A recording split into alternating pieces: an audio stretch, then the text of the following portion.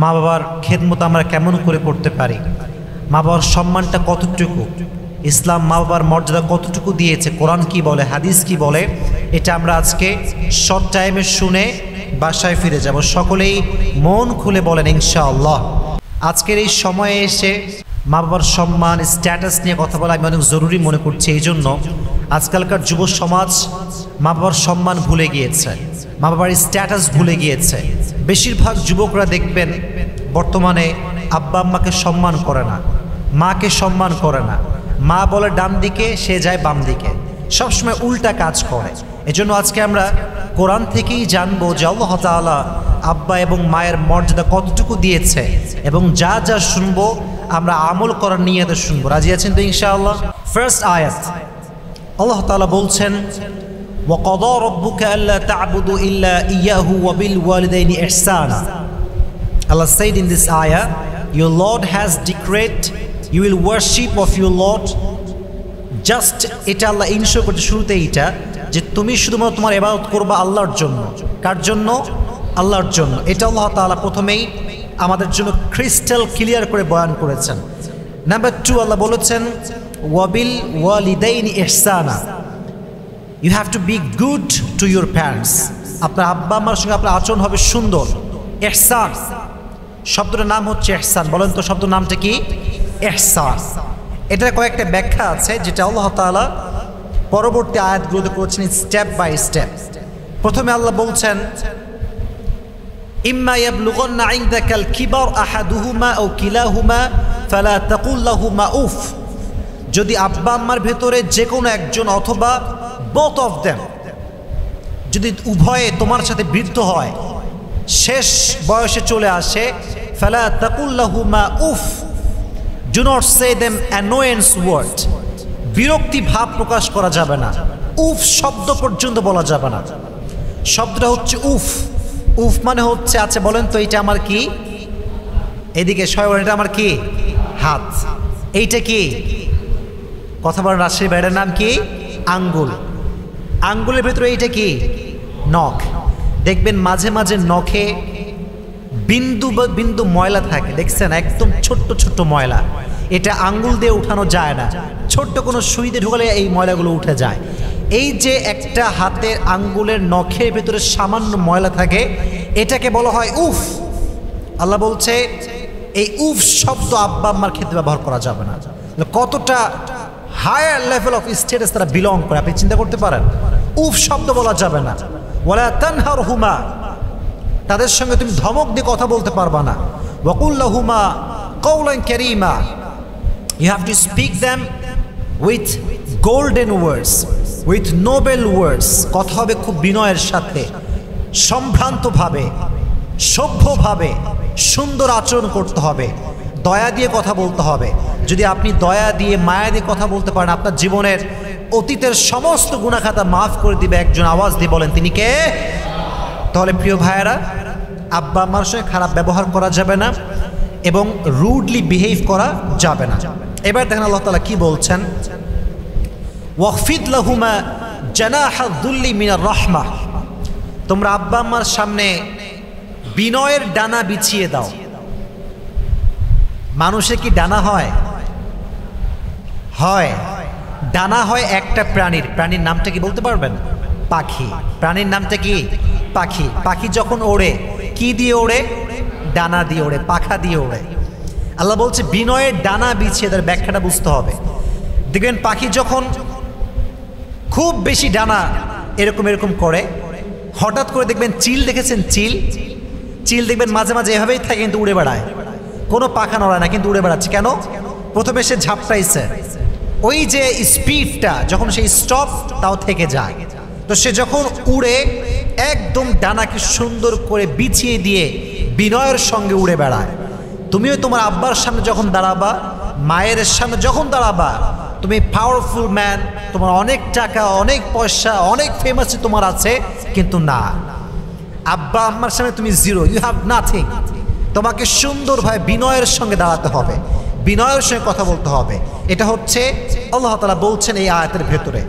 আবার আল্লাহ বলছে ওয়াকুর রব্বিরহামহুমা কামা রাব্বায়ানি সগীরা, যখন আব্বা আম্মার মাঝে কেউ মারা যাবে তখন তোমরা দোয়া করবে, রব্বির হামহুমা কামা রব্বায়ানি সগীরা, হে আমার রব, have mercy upon them as they brought me up when I was small.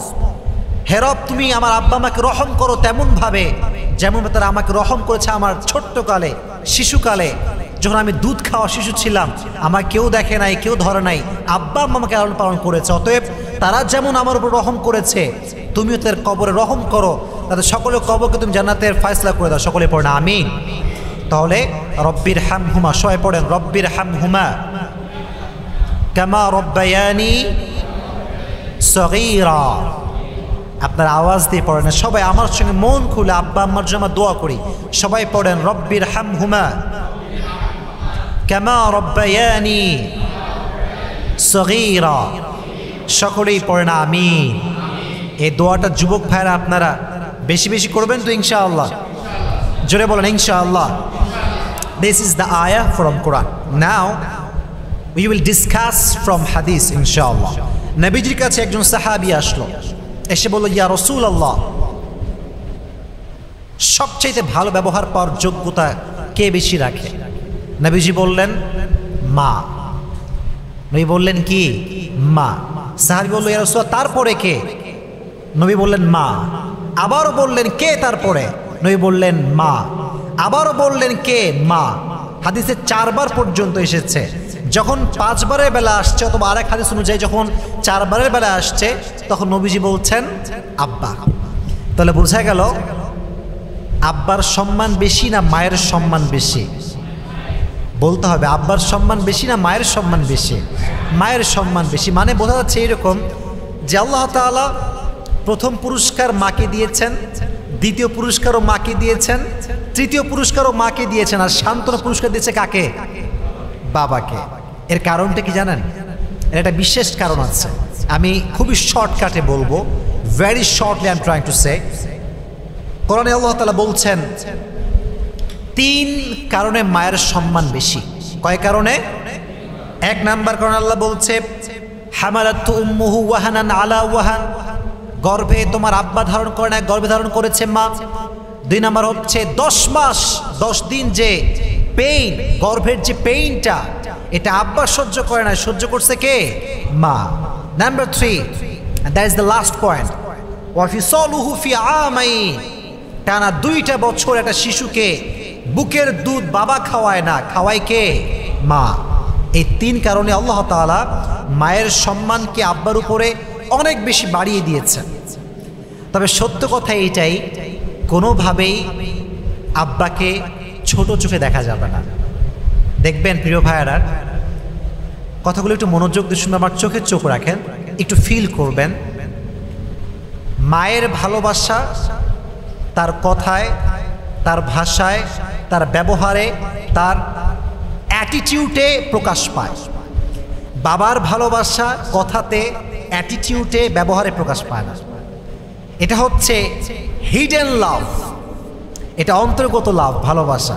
দেখবেন আব্বা খুব বেশি শাসন করে, কিন্তু আব্বা যা আপনাকে ভালোবাসে এটা প্রকাশ করতে পারে না। কিন্তু মা যেহেতু মেয়ে নারী জাত, খুব বিনয়ী হয়, তারা একটুতেই কান্না করে, ছেলে হারাই গেলেই কান্না শুরু, ছেলে লেট করলেই কান্না শুরু হয়ে যায়। কিন্তু বাপ কিন্তু এতটা নরম না, খুবই স্ট্রং হয়।